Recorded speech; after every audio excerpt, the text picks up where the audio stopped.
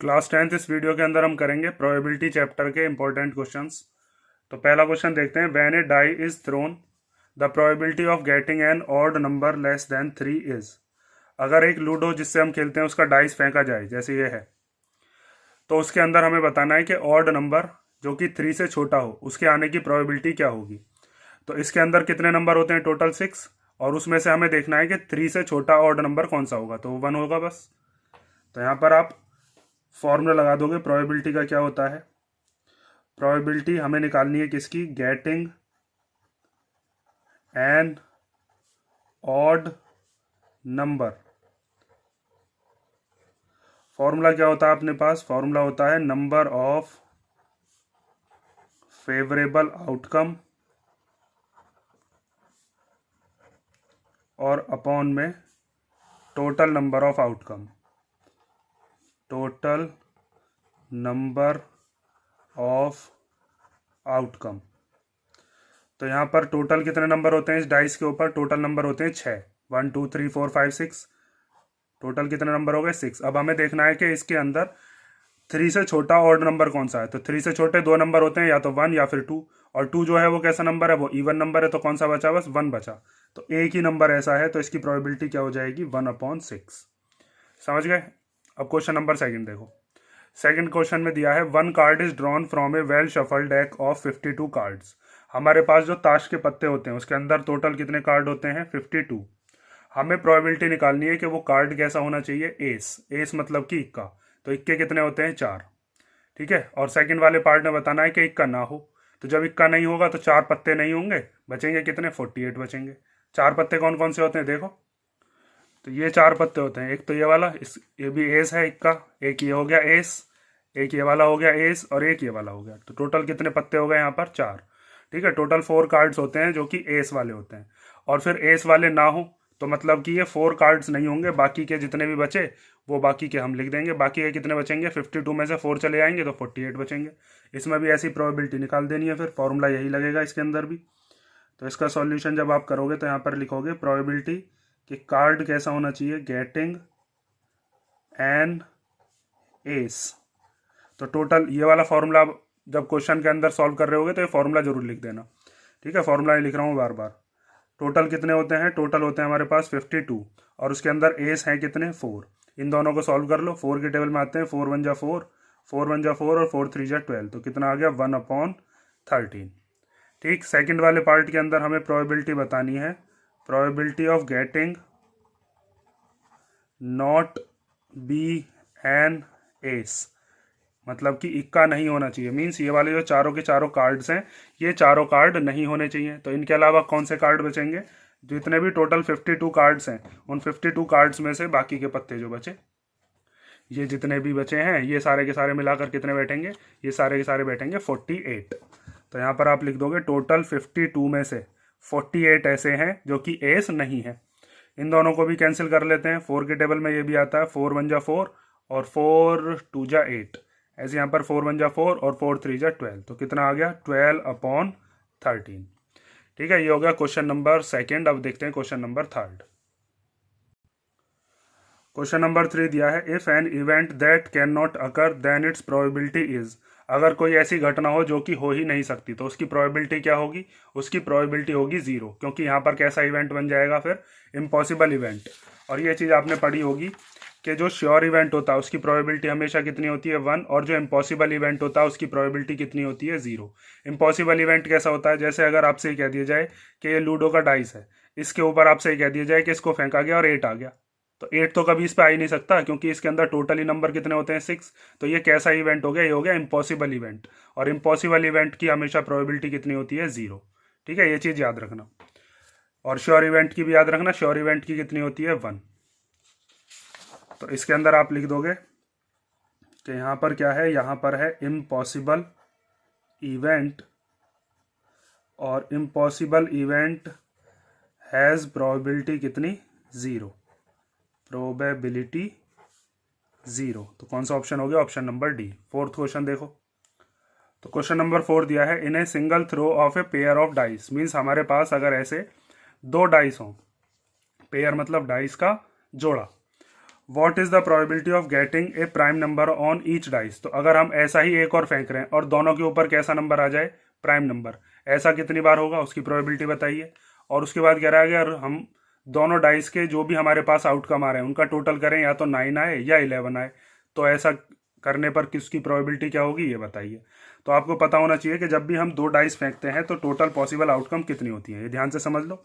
जिस बच्चे को आता हो वो क्वेश्चन को स्किप करके आगे बढ़ जाओ। तो टोटल पॉसिबल आउटकम जब दो डाइस होती हैं तो क्या क्या होता है। हो सकता है दोनों डाइस पर क्या आ जाए, 1 और 1, मीन्स ऐसी एक डाइस और है और दोनों को आपने फेंका और दोनों पे ही क्या आ गया, 1 1 आ गया। या ऐसा हो सकता है पहली डाइस पर आ जाए 1 और दूसरी डाइस पर क्या आ जाए 2। या फिर क्या हो सकता है पहली पर 1 आ जाए, दूसरी पर आ जाए 3। ऐसे ही 1 आ जाए और 4 आ जाए, 1 और 5 और 1 और 6। ठीक है, ये आउटकम हो सकती हैं। या फिर हो सकता है पहली वाली डाइस पर 2 आ जाए, दूसरी वाली पर 1 आ जाए, या फिर दोनों पर ही क्या आ जाए 2 2। ये हम दो डाइस के लिए निकाल रहे हैं, एक डाइस ये वाली और एक इसके जैसी और है। या फिर हो सकता है पहली पर 2 आ गया, दूसरी पर 3 आ गया, पहली पर 2, दूसरी पर 4, 2 5 और फिर 2 6। ठीक है, पहली डाइस पर क्या आ जाए 3, दूसरी पर क्या आ जाए 1, पहली पर 3, दूसरी पर 2, फिर दोनों पर 3 और 3, पहली पर 3, दूसरी पर 4, पहली पर 3, दूसरी पर 5, पहली पर 3 और दूसरी पर 6। और क्या हो सकता है पहली पर 4, दूसरी पर 1, पहली पर 4, दूसरी पर 2, पहले पर 4, दूसरे पर 3, दोनों पर ही 4 आ जाए, पहले पर 4 आ जाए, दूसरे पर 5 आ जाए, पहले पर 4 आ जाए, दूसरे पर 6 आ जाए। ऐसे करके टोटल 36 आउटकम बनेंगी। ठीक है, उसके बाद अब तो समझ ही हो गए, पहले पर 5, दूसरे पर 1, पहले पर 5, दूसरे पर 2, पहले पर 5 आ जाए, दूसरे पर 3 आ जाए, पहले पर 5 आ जाए, दूसरे पर 4, दोनों पर 5 5 आ जाए, या पहली वाली डाइस पर 5 आ गया और दूसरी वाली पर 6 आ गया। और क्या बन सकता है, पहली वाली डाइस पर आ गया कितना 6 और दूसरी वाली पर कितना आया 1, पहली पर आया 6, दूसरी पर आया 2, पहली पर आया 6, दूसरी पर आया 3, पहली पर आया 6, दूसरी पर आया 4, पहली पर आया 6, दूसरी पर आया 5 और दोनों पर क्या आ गया 6 6। तो यहाँ पर ये टोटल पॉसिबल आउटकम कितनी होती है इसकी, 36, ये याद रखना। अब हमसे क्या क्या पूछा है इसके अंदर, उस चीज़ को ध्यान से समझो। फर्स्ट वाले में हमसे कहा है कि प्राइम नंबर होना चाहिए ईच डाइस पर, मतलब दोनों डाइस पर जो नंबर आए हैं वो कैसे होने चाहिए, प्राइम नंबर। और प्राइम नंबर कैसे होते हैं, प्राइम नंबर वो होते हैं जो बस या तो अपने टेबल में आते हो या फिर 1 के टेबल में आते हो, लेकिन 1 नहीं होता है उसमें, क्योंकि 1 जो है उसका बस एक ही फैक्टर होता है, 1 को नहीं लेते हैं। 1 जो है वो प्राइम नंबर नहीं है, ना ही कंपोजिट नंबर है, तो 1 वाले तो कैंसिल कर दो। हमें क्या क्या लेना है, देखो सबसे पहला जो होगा वो होगा 2 और 2, दोनों ही प्राइम नंबर हैं इसके अंदर। और कौन सा होगा 2 और 3, ये दोनों प्राइम नंबर हैं। प्राइम नंबर कौन कौन से होते हैं, जो या तो अपने टेबल में आए या 1 के टेबल में, ध्यान रखना ये चीज़। और कौन सा हो जाएगा, और हो जाएगा 2 और 5। देखो इस वाले को हम ले ही नहीं रहे क्योंकि इसमें हर किसी में क्या आ रहा है 1, और 1 प्राइम नंबर नहीं होता है। तो कौन कौन से हो गए, 2 2 हो गया, 2 3 हो गया, 2 5 हो गया। और देखो और कौन सा हो गया 3 और 2, ये दोनों ही प्राइम है। और कौन सा हो जाएगा 3 और 3, ये दोनों ही प्राइम है। 3 और 4 में 4 प्राइम नहीं है, इसको छोड़ो। उसके बाद कौन सा हो गया 3 और 5, 3 और 6 में 6 प्राइम नहीं है, आगे बढ़ो। इसमें 1 आ गया, ये भी नहीं ले सकते। ये दोनों के दोनों कैसे हैं, ये वाला जो है ये कंपोजिट नंबर है, ये वाला प्राइम है, तो इसको भी छोड़ो। यहाँ पर ये सारे के सारे में क्या आ रहा है 4 आ रहा है, तो इसका मतलब ये वाली लाइन भी कोई भी प्राइम नंबर आपको नहीं मिलेगा दोनों डाइस पर। आगे देखते हैं आगे कौन सा मिलेगा, यहाँ पर 5 और 2, ये दोनों प्राइम है। 5 और 5, ये दोनों भी क्या है, ये दोनों भी प्राइम है। अब इसके अंदर सब में क्या आ रहा है 6, तो ये भी प्राइम नहीं बैठेंगे दोनों डाइस पर। तो कितने हो गए हमारे पास, 1 2 3 4 5 6 और 7 और 8। तो हमारे पास टोटल कितनी आ गई, 8 आउटकम आ गई। और देख लेता हूँ एक बार, कोई रह गई हो। अच्छा यहाँ पर ये और है देखो, तो टोटल कितनी हो गई, 9 हो गई हमारे पास, ध्यान से देख लेना। ठीक है, तो टोटल आउटकम हो गई हमारे पास 36, और उसके बाद जो हमसे फेवरेबल आउटकम मानी थी वो कितनी हो गई 9। तो इसका हमारे पास आंसर अब हम जब लिखेंगे तो क्या आ जाएगा 9/36। देखो हमें निकालना है प्रोबेबिलिटी, इस तरीके से सॉल्व करना है आपको। प्रोबेबिलिटी हमें निकालनी है getting a prime number on each dice, हर एक डाइस पर कैसा नंबर होना चाहिए, प्राइम। तो फॉर्मूला तो आप जानते ही हो, फॉर्मूला लिख नहीं रहा हूँ मैं, फॉर्मूला आप लिख देना। टोटल नंबर ऑफ आउटकम आएगा नीचे और नंबर ऑफ फेवरेबल आउटकम आएगा ऊपर। तो टोटल आउटकम कितनी थी यहाँ पर 36, और 9 आउटकम हमारी ऐसी आई थी जिसमें दोनों डाइस पर ही प्राइम नंबर आ रहा था। तो 9 1 जा 9 और 9 4 जा 36। तो इसका आंसर क्या आ गया 1/4। ठीक है। सेकंड वाला पार्ट देखो। सेकंड वाले पार्ट में कहा है कि टोटल क्या आना चाहिए, तो 9 आना चाहिए या फिर क्या आना चाहिए 11। तो इसमें से ऐसे नंबर ढूंढ लो जिनका सम क्या आ रहा हो 9 और 11। देखो पहले मैं इसको रफ कर देता हूँ।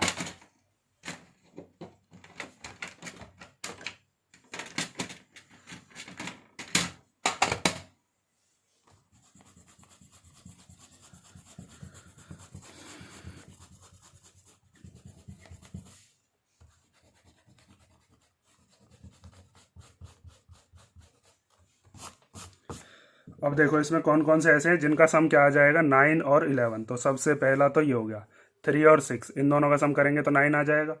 और देखते हैं कौन सा होगा 4 और 5, ये दोनों का सम कितना हो गया 9। और कौन सा हो जाएगा 5 और 4 भी ऐसा ही होगा, फिर 4 और 5 9, 5 और 4 9। ऐसे यहाँ पर 3 और 6 9, तो 6 और 3 भी 9 हो गया। कितने हो गए 1 2 3 4। और ढूंढ लेते हैं इन दोनों का सम कितना हो जाएगा 11। 6 और 5 कितने होते हैं 11, और 5 और 6 भी कितने होते हैं 11। तो हमारे पास टोटल कितने आउटकम आ गए 1 2 3 4 5 और 6। 1 2 3 4 5 और 6। इसने हमसे 9 और 11 दोनों मांगे। ठीक है, ये चीज़ याद रखना, 9 और 11 दिया है इसने। कोई और नंबर भी आ सकता है, उसी हिसाब से फिर आप कर लोगे। ये टोटल आउटकम आपको बनानी आई गई होंगी।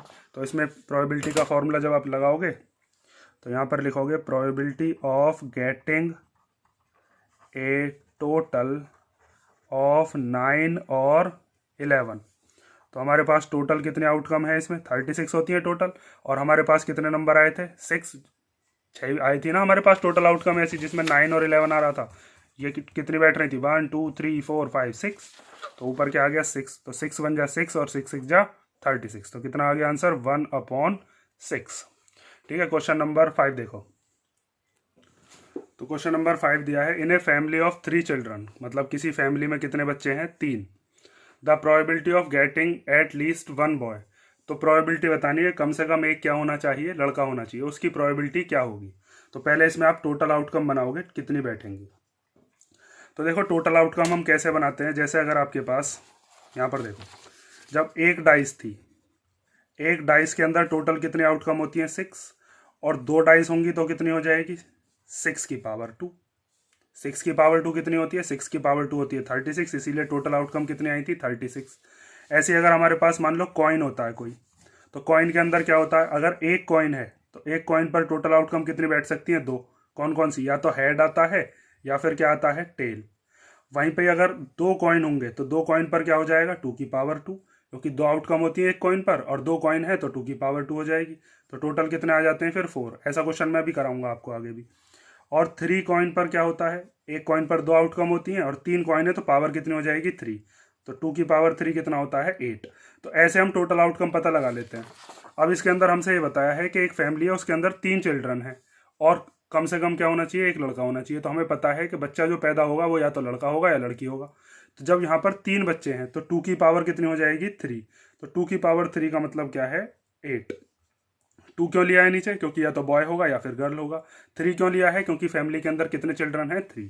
तो टोटल 8 आउटकम बैठेंगी। अगर ऐसे आपको समझ में आ गया तो ठीक है, वरना तो टोटल आउटकम समझ लो कैसे हम बनाएंगे।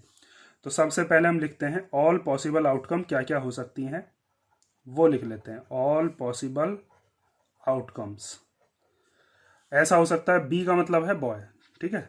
ऐसा हो सकता है कि तीनों के तीनों चिल्ड्रन जो हों वो कैसे हों, तीनों ही बॉय हों। या फिर क्या हो सकता है 2 बॉय हों, शुरुआत वाले 2 बॉय और फिर क्या हो जाए फिर गर्ल हो जाए। या ऐसा हो सकता है एक बॉय हो फिर एक गर्ल हो फिर एक बॉय हो, ठीक है, ऐसा हो सकता है। और क्या हो सकता है पहले गर्ल हो जाए लड़की फिर 2 लड़के हो जाए। और क्या हो सकता है पहले एक लड़का हो गया उसके बाद 2 लड़की हो गई, ठीक है। पहले एक लड़की फिर एक लड़का फिर एक लड़की। उसके बाद क्या क्या हो सकता है 2 लड़की 1 लड़का।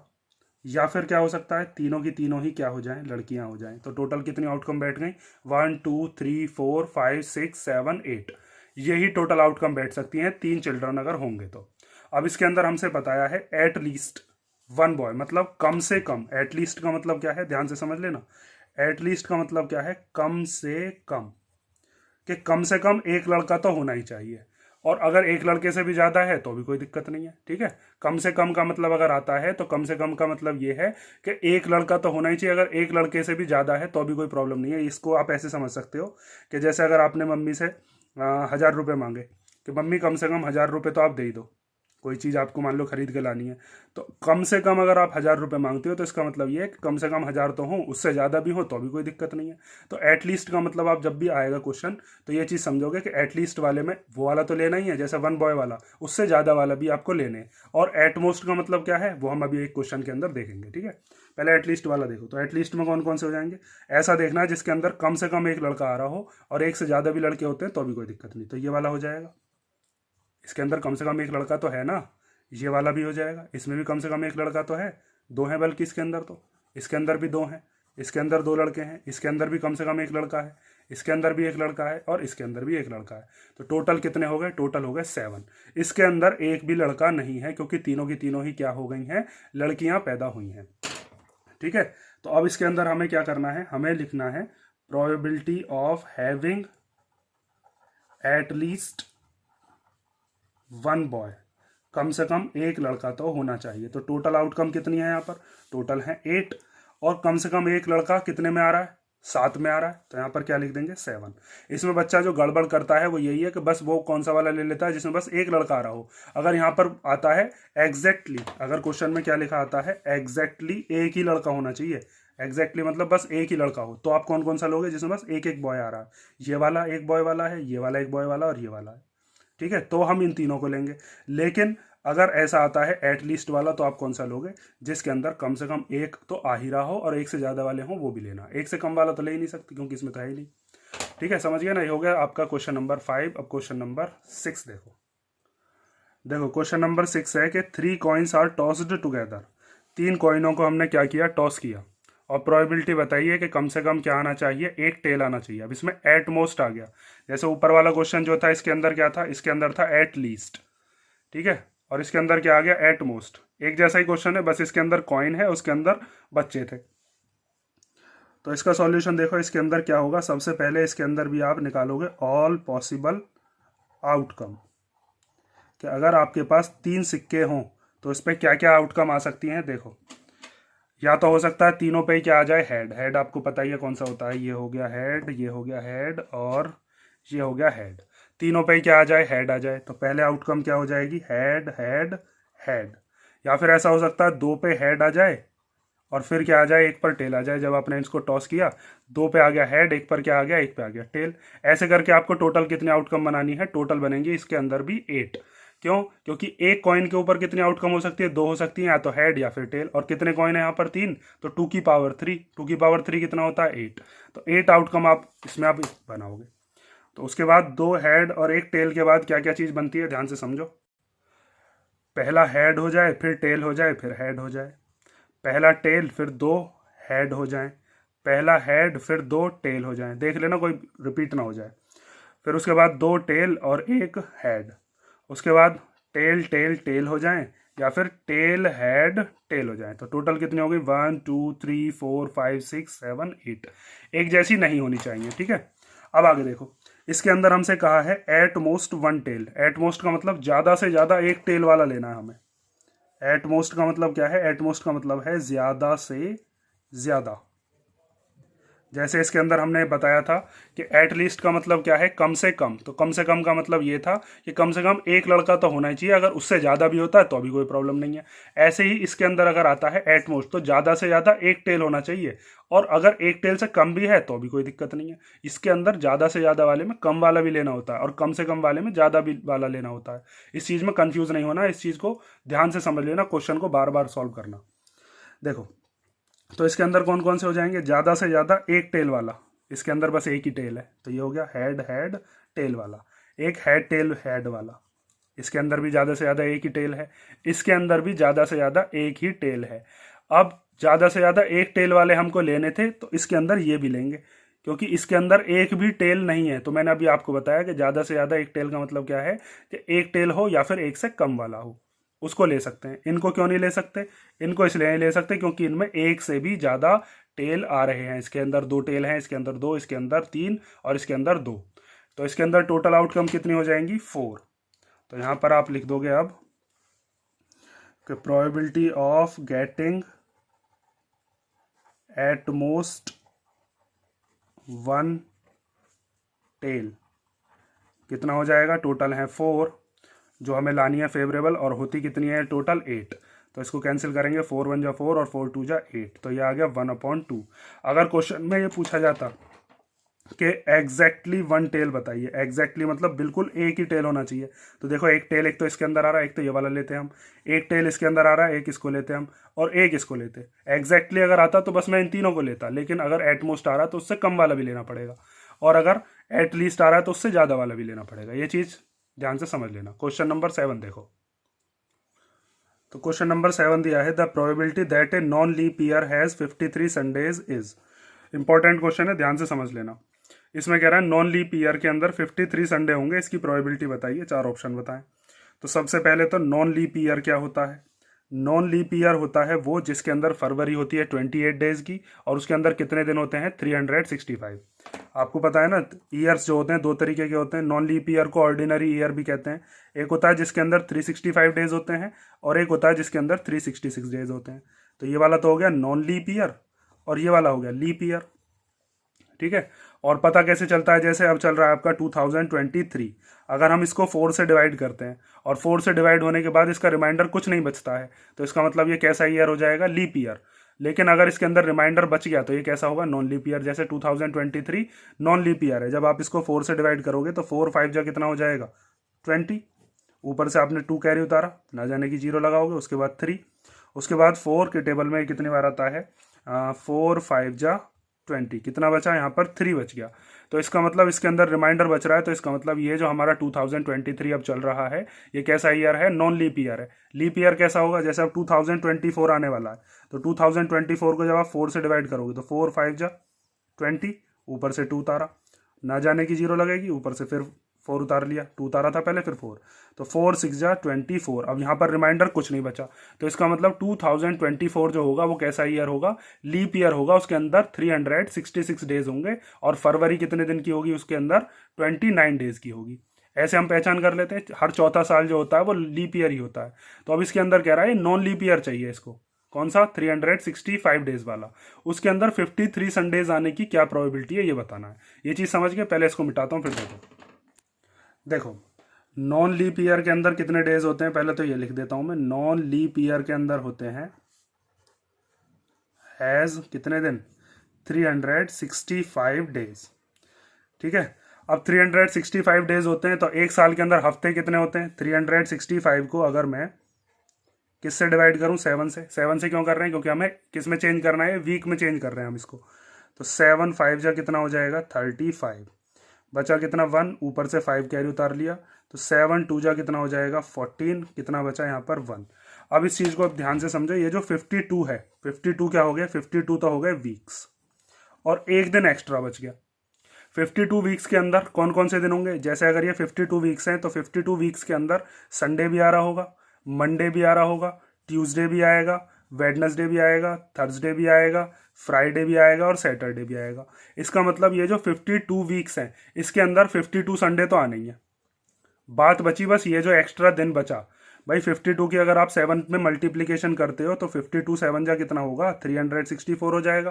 तो 364 डेज में हमको पता है 52 संडे तो आने ही है, 52 मंडे आएंगे, 52 ट्यूसडे आएंगे, 52 वेडनेसडे, 52 थर्सडे, 52 फ्राइडे और 52 सैटरडे। बात बचती है बस इस एक दिन की। तो ये जो एक दिन बचेगा, ये एक दिन कुछ भी हो सकता है, ये संडे भी हो सकता है, ये मंडे भी हो सकता है, ये ट्यूसडे भी हो सकता है, ये वेडनेसडे भी हो सकता है, ये थर्सडे भी हो सकता है, ये फ्राइडे भी हो सकता है और ये सैटरडे भी।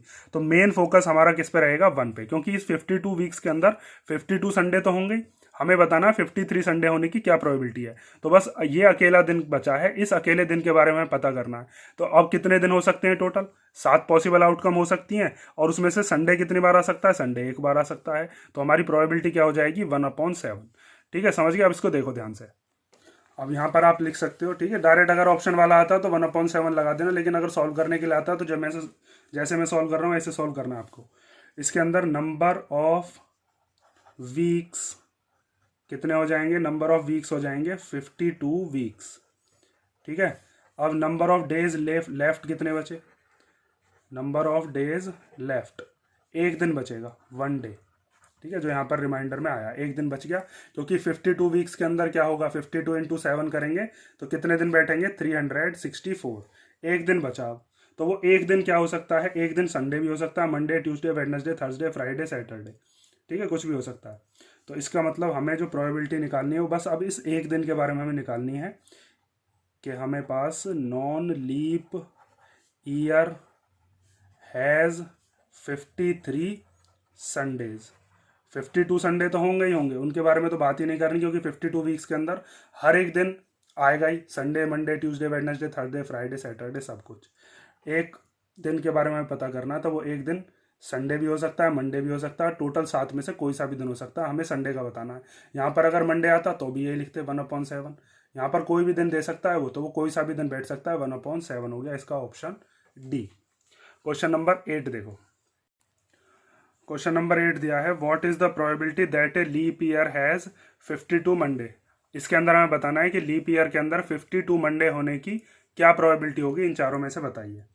तो देखो, मैंने अभी आपको बताया था लीप ईयर जो होता है उसके अंदर कितने डेज होते हैं। तो सबसे पहले हम लिखते हैं leap year has 366 days, total 366 days होते हैं। तो अगर मैं 366 डेज को वीक और डे में तोड़ूं तो 7 से इसको डिवाइड करोगे, 7 5 जा 35।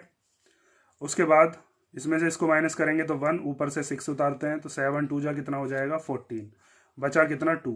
तो 52 मंडे तो इसी में आ गए होंगे, टोटल 52 वीक्स में बचे 2 दिन।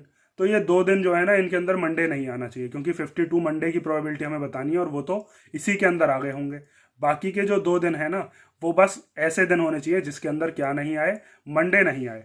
इसको ध्यान से समझ लेना, अब क्वेश्चन में आगे सॉल्व कर रहा हूँ कैसे कैसे करना है। तो इसके अंदर सबसे पहले आप लिखोगे कि नंबर ऑफ वीक्स कितने होंगे हमारे पास, 52 तो हमारे पास कंप्लीट वीक्स होंगे, कंप्लीट वीक्स।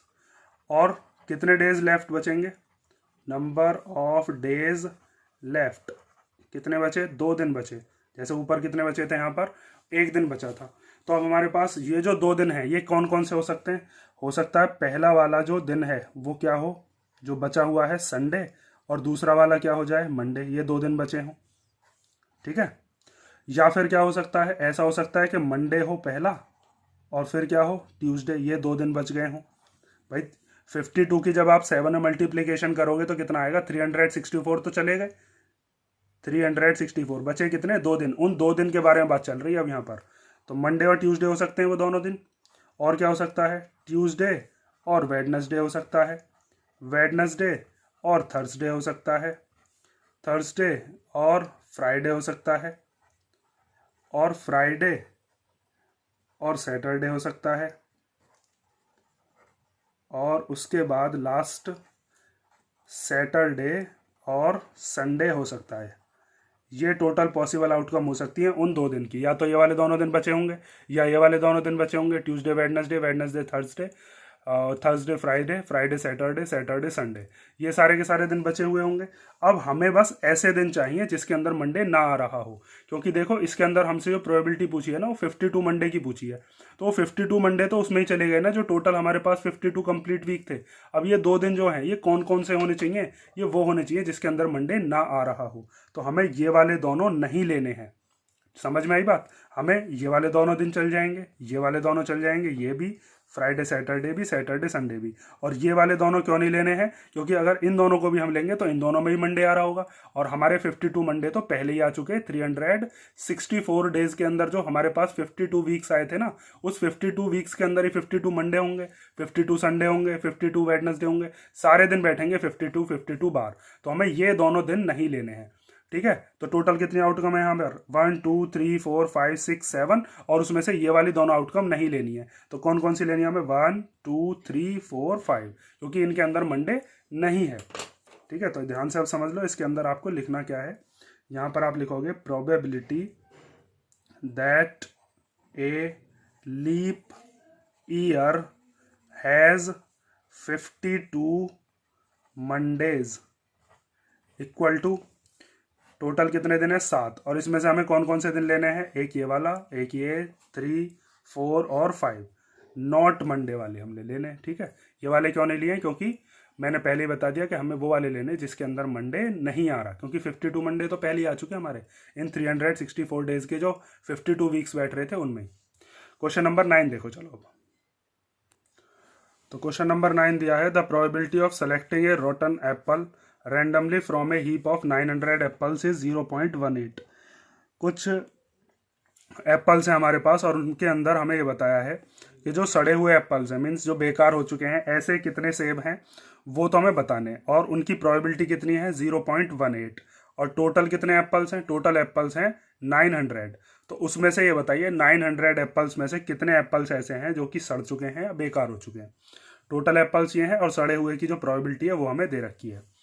तो क्वेश्चन के अंदर जो जो चीज़ गिवन है वो पहले हम लिख लेते हैं। हमें दे रखा है टोटल नंबर ऑफ एप्पल्स, तो टोटल नंबर ऑफ एप्पल्स कितने हैं 900, और उसके बाद हम मान लेते हैं let the number of rotten apples be X. कितने एप्पल जो हैं वो बेकार हो गए वो मान लिया हमने कितने एक्स। अब आपको पता होगा प्रोबेबिलिटी कैसे निकालते हैं, प्रोबेबिलिटी निकालते हैं मान लीजिए रोटन एप्पल्स की, सेलेक्टिंग ए रोटन एप्पल।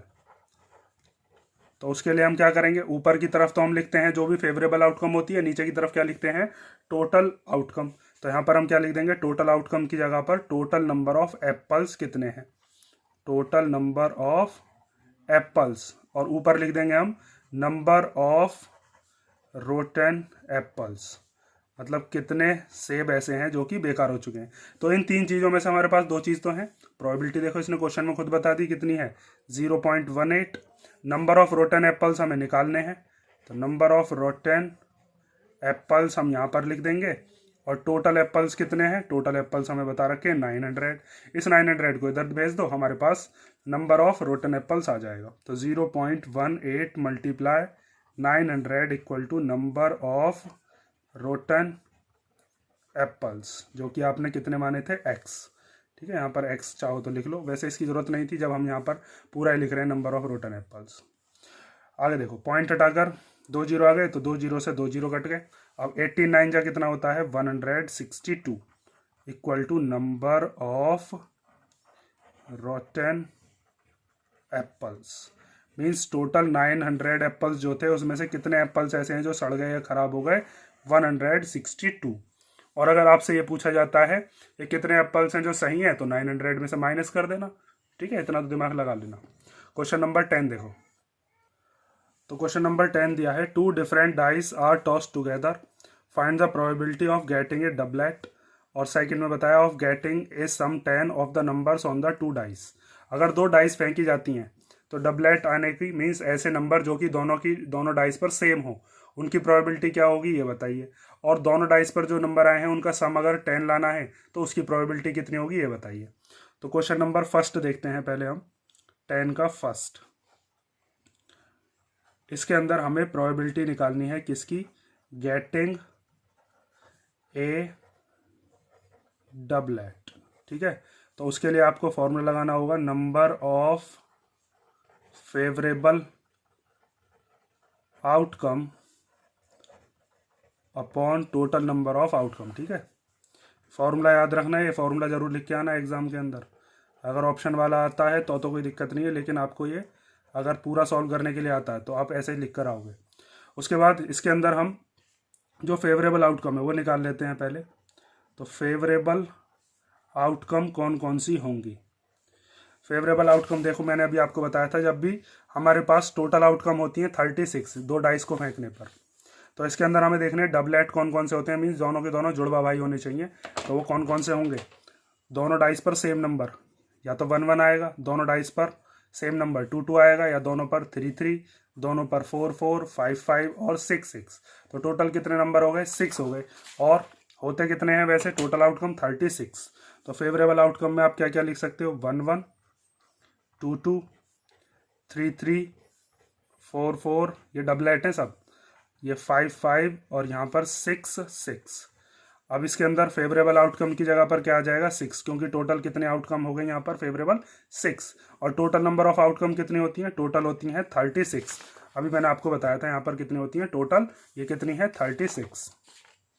कैंसिल कर लो, 6 1 जा 6, 6 6 जा 36, कितना आ गया 1/6। ठीक है, अब सेकंड वाला पार्ट देखो। सेकंड वाले पार्ट में कहा है कि सम कितना लाना है, 10 लाना है।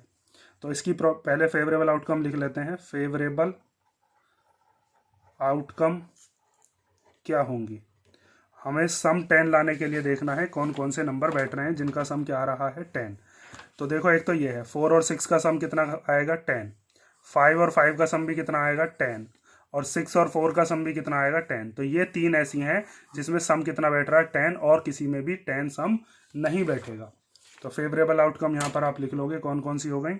एक तो हो गई 4,6, एक हो गई 5,5, और एक हो गई 6,4। अब इस फॉर्मूले के अंदर प्रोबेबिलिटी हमें लाना है गेटिंग ए सम 10।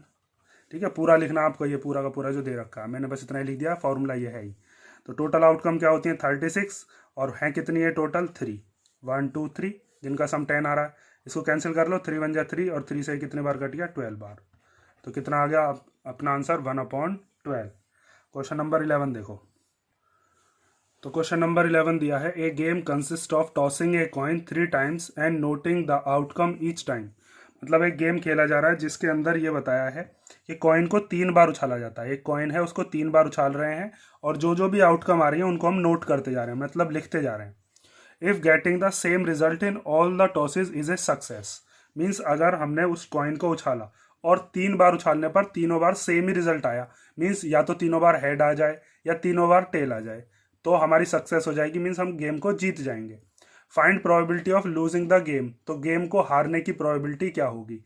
गेम को हारने की प्रोबेबिलिटी ये होगी कि अगर हम कॉइन को उछाल रहे हैं, जैसे ये कॉइन है, इस कॉइन को हमने उछाला और तीनों बार हेड आ गया तो हम जीत गए, तीनों बार अगर टेल आ गया तो हम जीत गए, लेकिन 2 बार हेड आ जाए, 1 बार टेल आ जाए तो हम हार जाएंगे। तो ऐसे पहले हमें टोटल आउटकम बनानी पड़ेंगे, और उसके बाद हम देखेंगे कि गेम को लूज करने की प्रोबेबिलिटी क्या आएगी। तो देखो, इसके अंदर सबसे पहले हम निकालते हैं ऑल पॉसिबल आउटकम कितनी होंगी।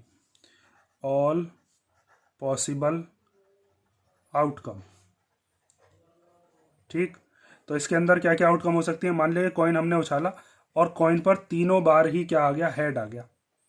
ठीक है, 3 बार उछाला है इस कॉइन को, वही चीज बनेगी जो मैंने अभी आपको पीछे क्वेश्चन में बताया था। अगर 3 कॉइनों को उछालते हैं तो वही चीज बनेगी यहाँ पर भी। ऐसा भी हो सकता है कि हमने उछाला, 2 बार हेड आ गया, 1 बार टेल आ गया, वो हमने नोट करके लिख लिया। उसके बाद पहले हेड आया, फिर टेल आया, फिर हेड आया। ऐसा भी हो सकता है पहले हेड आ जाए, फिर 2 बार टेल आ जाए, ये भी हो सकता है। टेल आ जाए, 2 बार हेड आ जाए, टेल आ जाए, हेड आ जाए, टेल आ जाए, टेल टेल हेड आ जाए, या फिर टेल टेल टेल आ जाए। ठीक है, ये वाली सारी टोटल आउटकम हमारे पास हो सकती है। तो हम जीतेंगे किस किस पर, हम जीतेंगे उस पर जब बिल्कुल सेम आ जाए हमारा। तीनों बार अगर हेड आ जाता है तो भी हम गेम को जीत जाएंगे, और तीनों बार अगर हमारा टेल आ जाता है तो भी हम गेम को जीत जाएंगे। हारेंगे अगर ऐसा कुछ हो जाता है तो हम गेम को क्या करेंगे, हार जाएंगे। तो हमें प्रोबेबिलिटी इसकी बतानी है। तो टोटल कितने हैं 8, और हारने के लिए कितने हैं 1 2 3 4 5 6, फेवरेबल आउटकम 6 है। तो यहाँ पर आप लिखोगे probability of losing the game. तो टोटल आउटकम कितनी है, यहाँ पर फॉर्मूला लिख देना। टोटल आउटकम है 8, और गेम हारने की कितनी है 6। जीतने वाला पूछा जाता तो 2 लिख देते, इसको कैंसिल कर लो, 2 3 जा 6, 2 4 जा 8, तो ये आ गया 3/4। अच्छा, इसको याद करने की एक शॉर्ट ट्रिक भी होती है। अगर आपको ये बनानी नहीं आती तो आप क्या काम करोगे, शॉर्ट ट्रिक याद रखना कि पहले हम क्या करते हैं, 4 बार लिख लेते हैं हेड, फिर 4 बार क्या लिख लेते हैं टेल। ठीक है, उसके बाद 2 बार हेड, 2 बार टेल, 2 बार हेड, 2 बार टेल। उसके बाद 1 बार हेड, 1 बार टेल, 1 बार हेड, 1 बार टेल, 1 बार हेड, 1 बार टेल, 1 बार हेड और 1 बार टेल। इस तरीके से हम टोटल 8 आउटकम बना लेते हैं। ये शॉर्ट ट्रिक होती है, इस तरीके से आप याद रख सकते हो। ठीक है, क्वेश्चन नंबर 12 देखो। और 2 कॉइन की आपको पता ही होगी। 2 कॉइन के लिए क्या करते हैं, या तो दोनों पर हेड आ सकता है, दोनों पर टेल आ सकता है, पहले पर हेड आ जाए दूसरे पर टेल आ जाए, पहले पर टेल आ जाए दूसरे पर हेड आ जाए। ये होती है कितने कॉइन की? ये होती है 2 कॉइन की। और एक कॉइन के लिए क्या होता है? हेड या फिर टेल। ठीक है, ऐसे यहाँ पर इसकी 4 हो जाती हैं, इसकी कितनी होती हैं? 8। एक कॉइन की कितनी होती है? बस 2। नेक्स्ट क्वेश्चन करते हैं। तो क्वेश्चन नंबर 12 दिया है, 1 card is drawn from A well shuffle deck of 52 cards. Total कितने कार्ड होते हैं? ताश के पत्ते हमारे पास 52। और हमें प्रोबेबिलिटी निकालनी है फर्स्ट वाले पार्ट में नॉन फेस कार्ड की। पहले पहला वाला देखते हैं, नॉन फेस कार्ड कैसे होते हैं। तो ए वाले का सॉल्यूशन देखो, इसके अंदर सबसे पहले नॉन फेस कार्ड के लिए आपको ये पता होना चाहिए फेस कार्ड कौन से होते हैं, क्योंकि हमें जो प्रोबेबिलिटी बतानी है ना उसके अंदर हमें फेस कार्ड नहीं लेने, नॉन फेस कार्ड। तो टोटल फेस कार्ड होते हैं 12। देखो 4 तो होती हैं क्वीन, ये हो गई 4 क्वीन हो गई, 2 रेड और 2 ब्लैक, 2 लाल रानी और 2 काली। उसके बाद 4 होते हैं जोकर, ये हो गए 4 जोकर, और 4 होते हैं अपने पास किंग। ठीक है, सारे के सारे इसी तरीके के होते हैं, 2 काले 2 लाल, 2 काले और 2 लाल। तो टोटल फेस कार्ड कितने हो गए? टोटल फेस कार्ड हो गए हमारे पास 12। 4 रानी हो गई, 4 राजा हो गए और 4 हो गए जोकर। अब हमें क्या करना है? हमें तो नॉन फेस कार्ड निकालने, मतलब जिन पर फेस नहीं बना हुआ होगा। तो टोटल 52 कार्ड में से जो 12 कार्ड्स हैं उनको निकाल दो, बाकी ये कितने बचे? 40 कार्ड बचे। ठीक है, तो यहाँ पर आप कैसे निकालोगे प्रोबेबिलिटी? देखो प्रोबेबिलिटी निकालनी है गेटिंग नॉन फेस कार्ड की। तो टोटल हमारे पास कितने कार्ड हैं? टोटल हैं 52, और इसमें से 12 कार्ड्स कौन से हैं? नॉन फेस कार्ड कितने बैठेंगे? टोटल होते हैं 52, और 52 में से 12 हमने निकाल दिए, क्योंकि 12 कैसे हैं? 12 हैं हमारे पास फेस कार्ड। तो कितने बचे हमारे पास? टोटल बचे हमारे पास 40 कार्ड्स। तो 40 यहाँ पर लिख दो, कैंसिल कर लो इसको। 4 1 जा 4 और 0, 4 1 जा 4 और 4 3 जा 12, तो कितना आ गया? 10/13। ठीक है, एक तरीका तो ये है, इसको हम एक तरीके से और सॉल्व करके देखते हैं। कई बच्चे इसको ऐसे सॉल्व करते हैं कि पहले प्रोबेबिलिटी निकालते हैं वो किसकी? फेस कार्ड की। तो फेस कार्ड कितने होते हैं? फेस कार्ड होते हैं हमारे पास टोटल 12, और अपॉन में कितने कार्ड हैं? टोटल 52। इसको कैंसिल कर लो, 4 3 जा 12, और 4 से कितने बार कट जाएगा? 13 बार।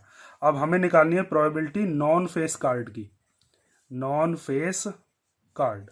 ठीक है, तो यहाँ पर एक आपके पास फॉर्मूला होता है कि probability of event plus probability of not event, दोनों का सम करते हैं तो कितना आता है? 1। और सारी प्रोबेबिलिटीज़ का सम हमेशा 1 ही होता है।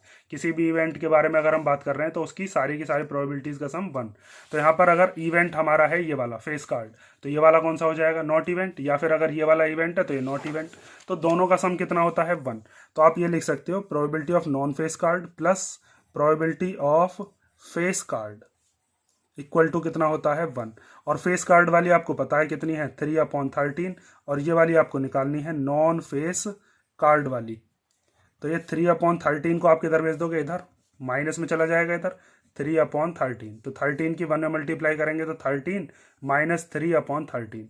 तो 13 में से 3 गया तो कितना बचा? 10/13। कई बच्चे इस तरीके से भी सॉल्व करते हैं। और अगर आपको ये पहचान है कि टोटल फेस कार्ड होते हैं 12, तो 52 में से माइनस करके 40 बचे जिनके ऊपर फेस नहीं बना होगा, तो आप ऐसे भी कर सकते हो। ठीक है, दोनों ही तरीके सही है। बी वाला पार्ट देखो, तो बी वाला पार्ट दिया है इसके अंदर कि ब्लैक किंग हो या फिर रेड क्वीन हो, इसकी प्रोबेबिलिटी बताइए। तो बी वाले में हमें प्रोबेबिलिटी बतानी है ब्लैक किंग और ए रेड क्वीन। ठीक है, तो मैंने अभी आपको बताए थे टोटल हमारे पास कितने फेस कार्ड होते हैं? 12। तो हमें इसके अंदर किंग और क्वीन के बारे में बात कर रहा है। इसके अंदर इसने कहा है कि क्वीन तो होनी चाहिए रेड वाली और किंग होने चाहिए ब्लैक वाले। तो टोटल 4 किंग्स में से ये वाले दोनों तो रेड हैं, ब्लैक वाले 2 किंग होते हैं। ठीक है, तो 2 किंग ले लिए। और रेड वाली भी 2 क्वीन होती हैं, 2 लाल होती हैं और 2 काली होती हैं। तो टोटल कितने कार्ड हो गए? 4 हो गए ना हमारे पास। तो ऊपर की तरफ क्या आ जाएगा यहाँ पर? 4, और अपॉन में क्या ले लेंगे? 52। क्योंकि ब्लैक किंग कितने होते हैं? यहाँ पर आप लिख दोगे ब्लैक किंग होते हैं 2, और रेड क्वीन भी कितनी होती हैं? रेड क्वीन भी होती हैं 2। तो 2 और 2 कितने हो गए? 4। अब इसको कैंसिल कर लो, 4 1 जा 4, 4 से कट जाएगा 13 बार, तो 1/13। ठीक है, क्वेश्चन नंबर 12 का सी वाला पार्ट देखो। अब इसके अंदर है स्पेड कार्ड। स्पेड कार्ड दिखाता हूँ, चलो मैं स्पेड कार्ड की प्रोबेबिलिटी इसके अंदर हमें बतानी है। Probability of spade card, spade card होते कितने हैं? 13 होते हैं। ठीक है, देखो कौन से 13, एक हो गया ए, उसके बाद 2, 3, 4, 5, 6, 7, 8, 9, 10, उसके बाद होता है ये जोकर जिसे आप कहते हो, या जैक, ये होती है क्वीन, और ये होता है किंग। तो टोटल कितने हो गए हमारे पास? टोटल हो गए 13। 13 ही हमारे पास स्पेड के होते हैं, 13 होते हैं स्पेड के, 13 ही होते हैं क्लब के। ठीक है, क्लब कौन सा होता है? क्लब होता है आपका ये वाला, ये वाला। ठीक है, ऐसे भी कितने होते हैं? 13। उसके बाद 13 होते हैं आपके पास हार्ट के, हार्ट, ये भी 13 होते हैं, ये वाला होता है हार्ट का। और 13 होते हैं आपके पास डायमंड के, ये वाला डायमंड होता है। ठीक है, 4 तरीके के कार्ड होते हैं, और ये चारों ही कितने कितने होते हैं? 13 क्लब, 13 हार्ट और 13 डायमंड और 13 स्पेड। तो 13 13 13 13 मिलाकर कितना बैठेगा? 52। ठीक है, अगर यहाँ पर स्पेड कार्ड की जगह कुछ और भी आ जाता है तो ध्यान रखना। तो यहाँ पर आप लिख सकते हो प्रोबेबिलिटी में 13 हो गए स्पेड कार्ड, और हमारे पास टोटल होते हैं 52। तो 13 1 जा 13 और 13 4 जा 52। तो कितना आ गया आंसर? 1/4। देखो अगर इसमें ये भी क्वेश्चन आता है कि ब्लैक कार्ड बताइए, तो ब्लैक कितने होते हैं? ब्लैक होते हैं हमारे पास 26। और रेड कितने होते हैं? रेड भी होते हैं 26। 26 और 26 मिलाकर कितने बैठते हैं? 52। जैसे ये वाला जो क्लब है और स्पेड है, 13 ये वाले और 13 ये वाले मिलाकर कितने बैठेंगे? 26 बैठेंगे या नहीं? और इसी तरीके से हार्ट और डायमंड के मिलाकर 13 और 13 कितने बैठेंगे? 26। हार्ट और डायमंड दो होते हैं, दोनों के दोनों कैसे होते हैं? हार्ट और डायमंड वाले दोनों होते हैं रेड कलर के। ये हो गया आपके पास डायमंड का, ये हो गया किसका? हार्ट का। दोनों के दोनों कैसे हो गए? ये हो गए रेड।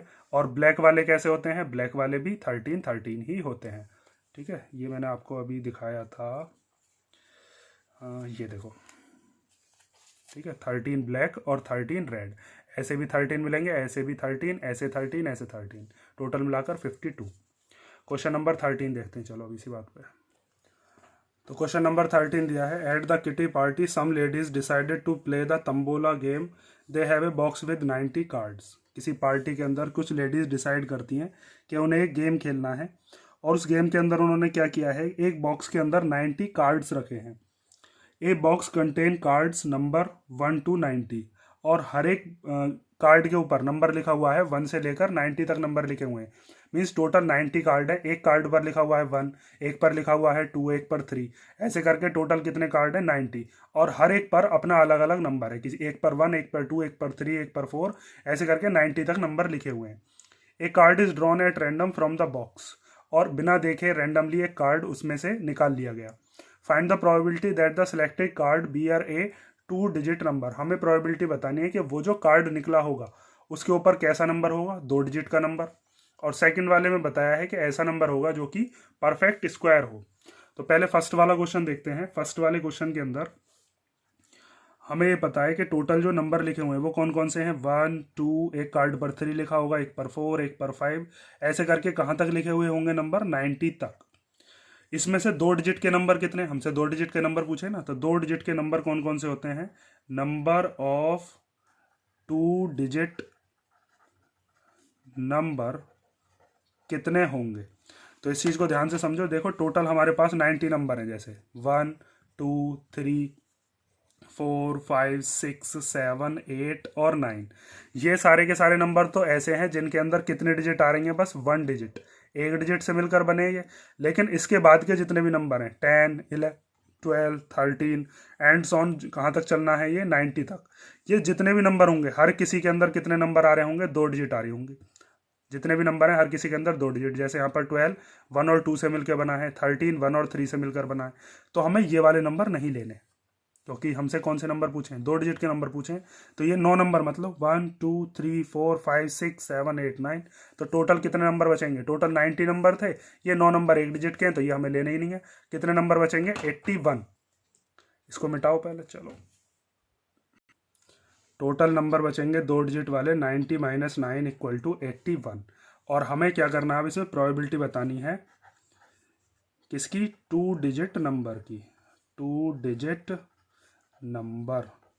तो टोटल कितने नंबर हैं? टोटल है 90।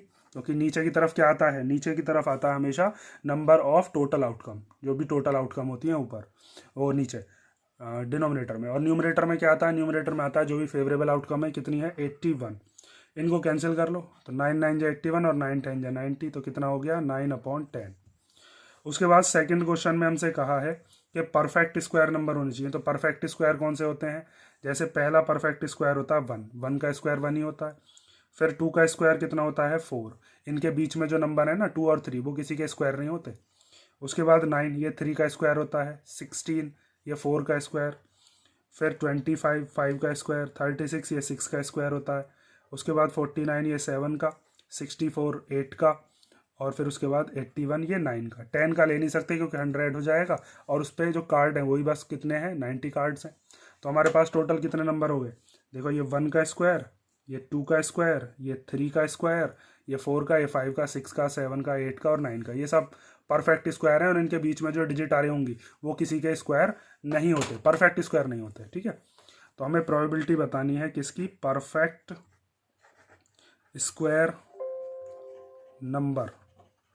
तो परफेक्ट स्क्वायर नंबर के लिए आपको क्या करना है, टोटल नंबर है 90 और 1 2 3 4 5 6 7 8 9, 9 नंबर ऐसे हैं जो कि परफेक्ट स्क्वायर बैठ रहे हैं। तो 9 1 जा 9 और 9 10 जा 90, कितना आ गया आंसर 1/10। समझ गए। क्वेश्चन नंबर 14 देखो।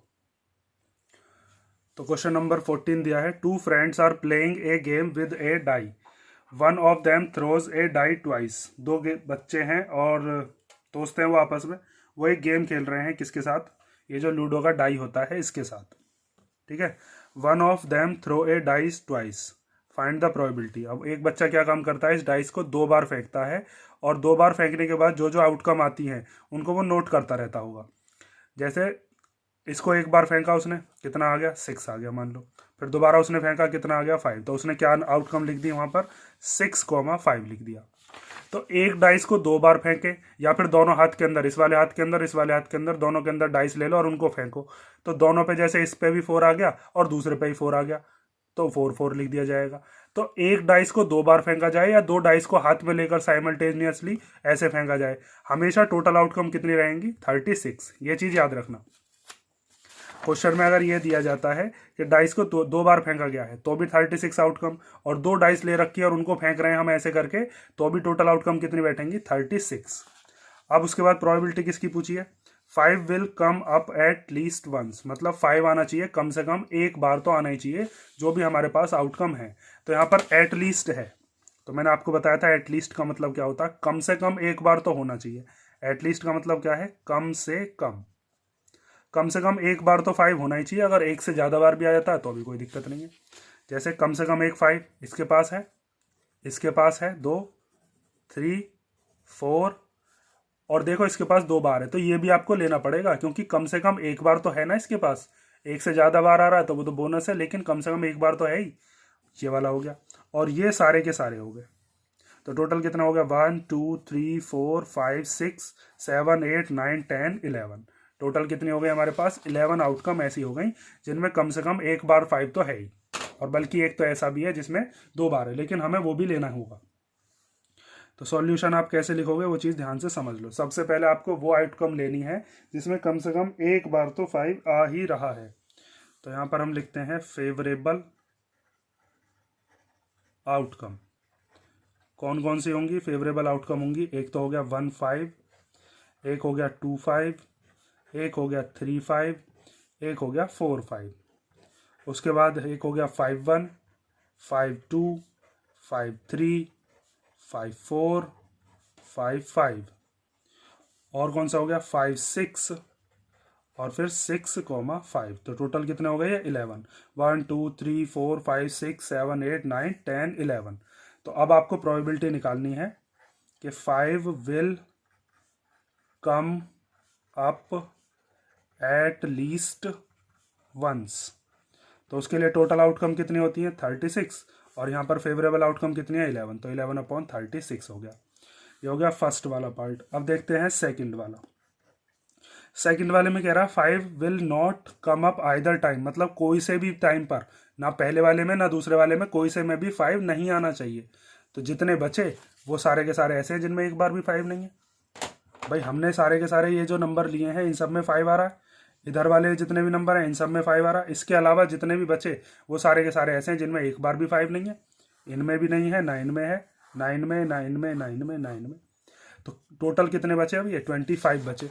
तो हम इसके अंदर वाला फॉर्मूला लगा देते हैं कि probability of event plus probability of not event equal to 1। उससे भी कर सकते हो या फिर डायरेक्ट भी लिख सकते हो आप, सारी की सारी आउटकम फिर आपको लिखनी पड़ेंगी। मैं यहाँ पर लिख देता हूँ कि probability 5 will come up at least once. इस वाले में अगर हम प्लस कर देंगे 5, probability of 5 will not come up either time, एक बार भी 5 नहीं आना चाहिए। और इन दोनों का सम करेंगे तो कितना आएगा 1, क्योंकि मैंने आपको बताया भी था कि अगर हम probability of event plus not event plus करते हैं तो हमेशा कितना आता है 1। ये वाला फॉर्मूला याद रखोगे। डायरेक्ट भी क्वेश्चन आ सकता है, इवेंट दे देगा आपको, नॉट इवेंट पूछ लेगा, या नॉट इवेंट दे देगा, इवेंट वाला पूछ लेगा। ठीक है, तो इसके अंदर हमारे पास ये वाला तो हमें पता है कितना है 11/36, इसकी वैल्यू रख दो, और ये वाले की वैल्यू हमारे पास आ जाएगी probability 5 will not come up either time, मतलब एक बार भी 5 नहीं आना चाहिए, और इक्वल टू में क्या है 1। ठीक है, अब ये 11/36 इधर चला जाएगा तो इधर जाकर क्या हो जाएगा, ये माइनस हो जाएगा। तो 5 will not come up either time equal to 1 minus 11/36। Minus कर लो तो 36 की इधर मल्टीप्लीकेशन होगी जब एलसीएम लोगे, तो 36 बन जा 36 माइनस 11 और अपॉन में कितना है 36। तो ये कितना आ जाएगा, 36 में से 11 गया तो 25 और अपॉन में कितना है 36। ठीक है, अगर इस फॉर्मूले से नहीं करना चाहो तो मैंने दूसरा मेथड आपको बता दिया। टोटल फेवरेबल आउटकम इन 11 के अलावा कौन कौन सी बैठेंगी, ये 11 छोड़ देना, और टोटल ये जो आउटकम बची है किन लोगे तो कितनी बैठेंगी 25। 1 2 3 4 5, फिर 6 7 8 9 10 11 12 13 14 15 16 17 18 19 20 21 22 23 24 और 25। ठीक है, ऐसे भी कर सकते हो। क्वेश्चन नंबर 15 देखो। क्वेश्चन नंबर 15 दिया है, the probability of selecting A red ball eight random from a jar that contain only red blue and orange balls is 1/4। एक जार है, कोई बर्तन, उस बर्तन के अंदर 3 तरह की बॉल है, 3 कलर्स की, एक रेड, एक ब्लू और एक ऑरेंज। उसमें से जो रेड वाली बॉल है उसकी प्रोबेबिलिटी कितनी है वो बताइए हमसे, 1/4। The probability of selecting A blue ball eight random from the same jar is 1/3। उसी जार में से अगर हम ब्लू वाली बॉल को सेलेक्ट करते हैं तो उसकी प्रोबेबिलिटी क्या आती है 1/3। If the jar contains 10 orange balls, और उस जार के अंदर ऑरेंज बॉल कितनी है 10। Find the total number of balls in the jar. तो हमें बताना है कि टोटल कितनी बॉल होंगी जार के अंदर, ये बताइए। तो देखो इसके अंदर हमें क्या करना पड़ेगा, सबसे पहले हमें जो जो चीज़ गिवन है वो लिख देते हैं हम। हमें दे रखा है probability of getting a red ball. Red ball की प्रोबेबिलिटी कितनी दे रखी है हमें, 1/4। उसी तरीके से हमें प्रोबेबिलिटी ऑफ ब्लू बॉल्स कितनी दे रखी है 1/3। तो probability of getting a blue ball कितनी हो गई 1/3। और नंबर ऑफ ऑरेंज बॉल्स दे रखी है कितनी है, ऑरेंज बॉल्स की प्रोबेबिलिटी नहीं बताई है, ऑरेंज बॉल है कितनी ये बता दिया। तो नंबर ऑफ ऑरेंज बॉल्स कितनी है 10। हमें बताना है कि टोटल नंबर ऑफ बॉल्स कितनी होंगी। तो हम टोटल नंबर ऑफ बॉल्स को कुछ मान लेते हैं, let the total number of balls equal to कितना मान लिया हमने, x मान लिया। ठीक है, अब ध्यान से समझो, मैंने आपको बताया था कि प्रोबेबिलिटी अगर मान लो मुझे निकालनी है किसी भी इवेंट की तो उसके लिए फॉर्मूला क्या होता है, number of favourable outcome upon total outcome. तो अगर मान लीजिए मेरे पास रेड बॉल और ब्लू बॉल की तो है, ऑरेंज बॉल की अगर मुझे प्रोबेबिलिटी निकालनी हो तो मैं क्या लिखूंगा, probability of getting orange ball. Orange ball formula क्या होता है, number of favourable outcome upon total number of outcome. ठीक है, तो ऑरेंज वाली बॉल है कितनी वो तो हमें बता दिया क्वेश्चन में 10, और टोटल आउटकम कितनी है वो हमने मान लिया, तो वो कितना हो गया x। अब ध्यान से समझो इसके आगे, मैंने आपको बताया था अगर किसी भी हम एलिमेंट्री इवेंट की बात कर रहे हैं तो उसकी जितनी भी प्रोबेबिलिटीज होती हैं उन सब का सम कितना होता है 1। तो यहाँ पर 3 इवेंट दे रखे हैं हमें, एक रेड बॉल वाला, एक ब्लू बॉल वाला और एक कौन सा ऑरेंज बॉल वाला।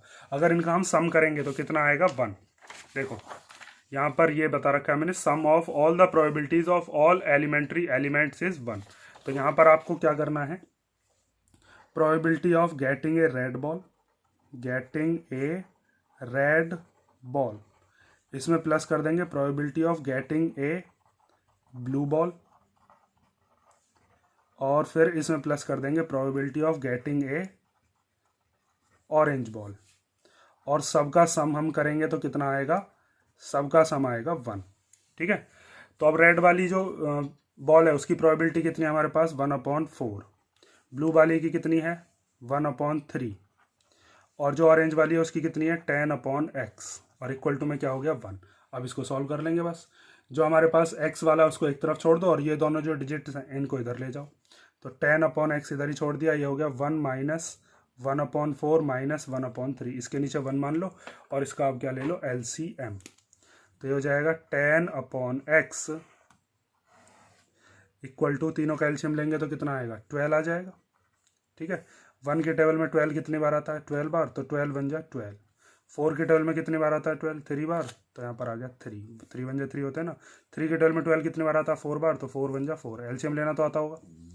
तो 10/x equal to 12 minus minus minus क्या हो जाएंगे प्लस, तो ये आ जाएगा 7/12। तो 12 में से 7 गया तो कितना बचा, 12 में से 7 गया तो बचा 5, और अपॉन में कितना है 12। इस 12 की इधर मल्टीप्लाई x की इधर, तो 10 × 12 इक्वल टू 5 × x को इधर ही छोड़ दो, 5 को इधर ले आओ। तो 10 × 12/5 इक्वल टू x। 5 से 10 कट गया 2 टाइम, और फिर जब हम इसकी मल्टीप्लिकेशन करेंगे तो 12 2 जा कितना हो जाएगा 24 इक्वल टू में x। तो इसका मतलब टोटल नंबर ऑफ बॉल्स जो हमने x मानी थी उस x की वैल्यू कितनी आ गई है 24। तो आप लिख सकते हो therefore total number of balls in the jar equal to 24। ठीक है, 24 बॉल्स उस जार के अंदर हैं। ये मैंने आपको इंपॉर्टेंट क्वेश्चंस करा दिया। अब आपको क्या करना है, देखो ये चीज़ जरूर याद रखना जो मैंने यहाँ पर ये लिख रखा है, डायरेक्ट फिलअप या फिर टिक द करेक्ट आ सकता है। आपसे पूछा जाएगा प्रोबेबिलिटी ऑफ इवेंट और नॉट इवेंट, इन दोनों में से एक दे देगा और दूसरा पूछ लेगा, या फिर दोनों का सम पूछ लेगा और ऑप्शन दे देगा 0 1 2 3। तो याद रखना हमेशा प्रोबेबिलिटी ऑफ इवेंट और नॉट इवेंट कितना होता है 1, और किसी भी इवेंट की सारी प्रोबेबिलिटीज़ का सम कितना होता है हमेशा 1 होता है। ये चीज़ यहाँ पर भी मैंने आपको बता दी है, इस वाले क्वेश्चन में यही चीज़ है। श्योर इवेंट जो होती है उसकी प्रोबेबिलिटी कितनी होती है 1 होती है। जैसे श्योर इवेंट क्या होता है, जैसे अगर आपसे ये कह दिया जाए कि आज कितनी डेट है, आज जब मैं इस वीडियो को बना रहा हूँ तो आज डेट है आपकी 18 मार्च है। ठीक है, तो मैं ये कह दूं कि 18 मार्च से जब आप 19 मार्च में पहुंचोगे तो आपकी जो उम्र है वो 1 साल बढ़ जाएगी। आप 1 साल नहीं कह रहा हूँ, 1 दिन जो है वो बढ़ जाएगी, मतलब आप 1 दिन ओल्डर हो जाओगे। तो ये बिल्कुल श्योर इवेंट है।